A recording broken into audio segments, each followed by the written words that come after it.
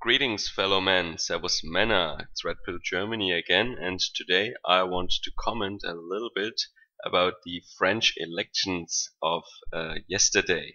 So it comes as no big surprise that Emmanuel Macron was victorious, because most of the French voters would have said probably anything or anybody but not Marine Le Pen and her Front National. So I don't think that a lot of people know him very well, and I don't think that the French people voted for him because they love him so much and they have so much trust in his policies and his persona. I think they just wanted to avoid the evil, bigoted, racist candidate.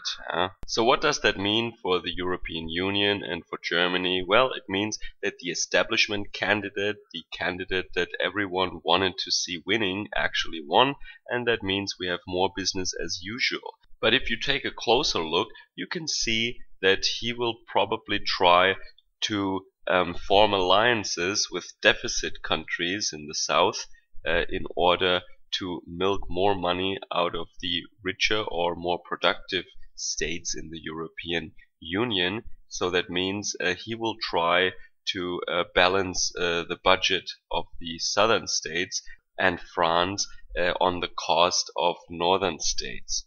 That is pretty obvious that he will like to try that, and that he will become very aggressive against Germany in the coming month. I think this is a prediction that I can easily make right now. He will try to become sort of the leader of the deficit countries and form coalitions then against the more fiscally sound Central and Northern European states.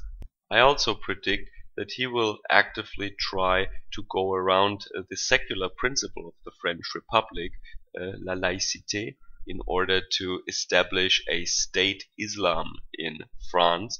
That means he will probably try to diffuse the massive problems with radical Islam that they have in France by getting the state involved in the education or the training of imams maybe, or making Islam some kind of official state religion in France, and having the government control Muslim communities. The end result of that will of course be that Islam becomes much more important, much more prominent, and gains much more control over the status quo in France, meaning that Islamic law might very soon become French law. Actually, secular French law might become actually Islamic religious law.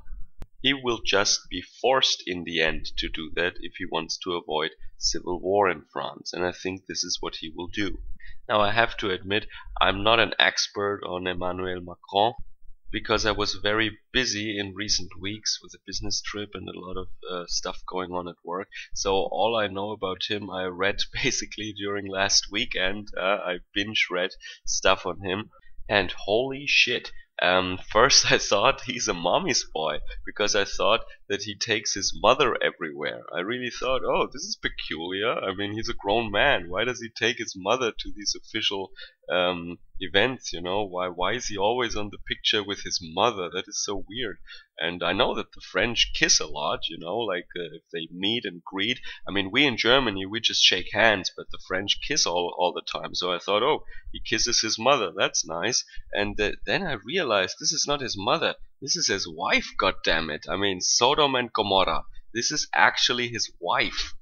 So then I read about his personal background, and it turns out that she was his teacher in school when he was 15. And to make things even more creepy and New World Order Illuminati-like, this woman, his teacher, had a daughter that was actually a classmate of Emmanuel Macron.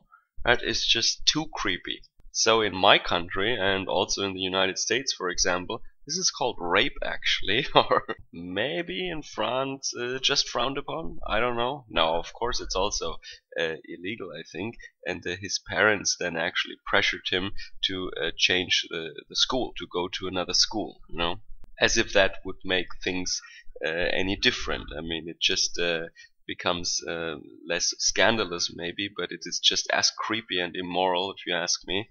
So when he was 15, when they met, she was 40, and she already had 3 children by another man at that time. So now he is 39 and she is 64. Holy cow. So I think one effect that this has is that he gets all the votes of the old ladies in France, probably because that is their ultimate fantasy, such a stylish, chic young man, with an old grandma.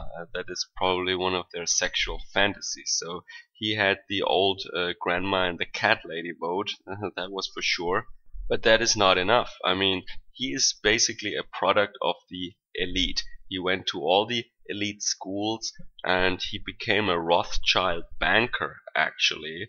And now nothing should surprise us. I mean, when you look at people like that, it really doesn't really surprise me at all anymore that there are conspiracy theories out there about these Illuminati, Bilderberg, Rothschild meetings where they drink the blood of babies and have intercourse with animals. Or was it the other way around? I always forget.